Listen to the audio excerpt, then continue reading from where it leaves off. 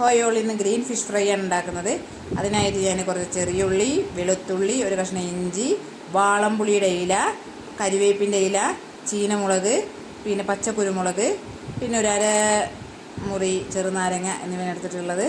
ഇതെല്ലാം കൂടി ഞാൻ മിക്സിയിൽ ഇട്ടിട്ട് നല്ലവണ്ണം അരച്ചെടുക്കുന്നുണ്ട്. ചെറുനാരങ്ങയുടെ നീര് പിഴിഞ്ഞെടുക്കുന്നുണ്ട്. അതിൽ കുരു ചാടാൻ നോക്കണം. ഇഞ്ചി ഞാൻ ചെറിയ കഷ്ണമാക്കിയിട്ടാണ് ഇടുന്നത്, എന്നാലും മിക്സിയിൽ അരയുള്ളൂ.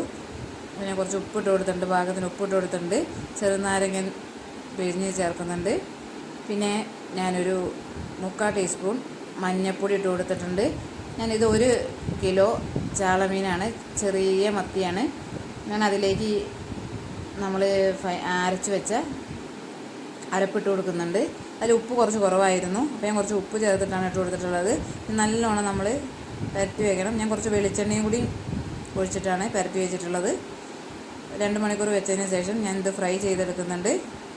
നമ്മുടെ ഗ്രീൻ ഫിഷ് ഫ്രൈ ഇത് നല്ലോണം മുരിയുമ്പോഴാണ് കുട്ടികൾക്കൊക്കെ ഇഷ്ടം. അതുകൊണ്ട് ഞാൻ നല്ലോണം മുരിച്ചെടുത്ത് ഫ്രൈ ചെയ്തെടുക്കുന്നുണ്ട്. നമ്മുടെ ടേസ്റ്റിയായ ഗ്രീൻ ഫിഷ് ഫ്രൈ റെഡി ആയിട്ടുണ്ട്. എല്ലാവരും തയ്യാറാക്കി നോക്കണം. നല്ല ടേസ്റ്റിയാണ്, കുട്ടികൾക്കൊക്കെ ഇഷ്ടമാവും, എല്ലാവർക്കും ഇഷ്ടമാവും. ഓക്കെ.